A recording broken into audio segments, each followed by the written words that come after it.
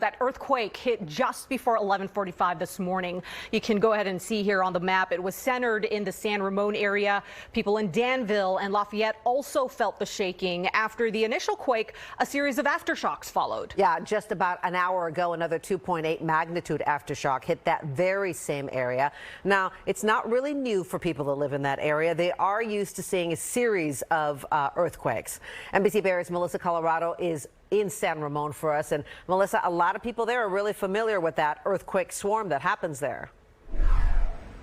Yeah, Jess, it's a pretty fascinating phenomenon. Basically, it's a series of earthquakes, most of them minor, but occasionally there's a 4.0 significant earthquake, and they could last for days, it could last for weeks, it can even last for a month. But we're here just outside of the San Ramon Public Library, and you know what the rule is inside any library. Shh, be quiet. Well, all of that changed a little before noon today when that jolt hit, and you could see those glass windows. A librarian there told us those glass windows were shaking, and people got up wondering, was that an earthquake?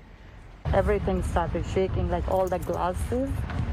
So everything was shaking, and everybody was like, what's going on? Things started shaking really good. The closet doors were rattling like a mad dog, and my dogs were going crazy. They freaked out. They were running for the hills.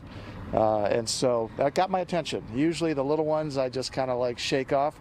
This one got my attention a little bit. The 3.9 magnitude earthquake that rattled the San Ramon Danville area at 11:43 a.m. today got a lot of people's attention, including geologist David Schwartz, who felt the big jolt and the aftershocks that followed from his home in Danville. A few little things toppled off shelves in my office. Schwartz says the San Ramon Valley is known as the home of earthquake swarms, a series of minor but sometimes significant earthquakes that can last for days, weeks, or even months. Usually the largest earthquakes are only in the mid-4s, but there can be hundreds of them.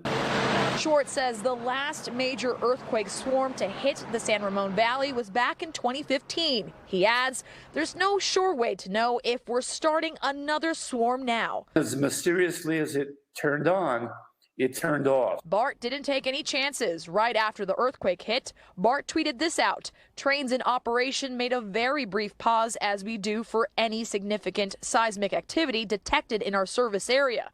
All trains are now moving at full speed. The one that scares everyone, of course, is the biggie. And so let's pray we don't get any of those anytime soon. It may sound trite, but we are in earthquake country, and you can never forget that, and you should always be prepared.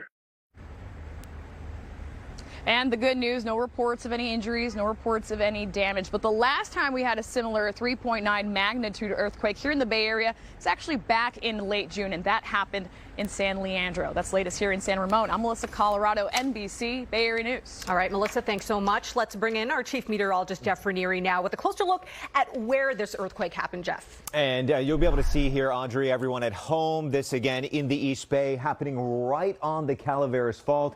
As we mentioned, a 3.9 magnitude. The depth was shallow, only 6 miles below the Earth's surface. And that's really why a lot of people did feel that rattling, even though it was only at 3.9. So as we get you in closer, we do have our live earthquake data tracking on right now. We've been following these aftershocks. Magnitude 2.5 and larger. We've had 3 of those, the largest being a 3.0 magnitude. So it's still been active over the past 2 hours. We're going to continue to follow that. And of course, any updates, we will bring it to you. But I also wanted to show you this. It's a look at the strength of the earthquake and really kind of how it ranks. And you can see in that 3 category, it's considered minor. It's often felt by a lot of folks, but really no damage. When you get up to 4, it's considered light. And of course, 5 and 6, you're going into the moderate and the strong category.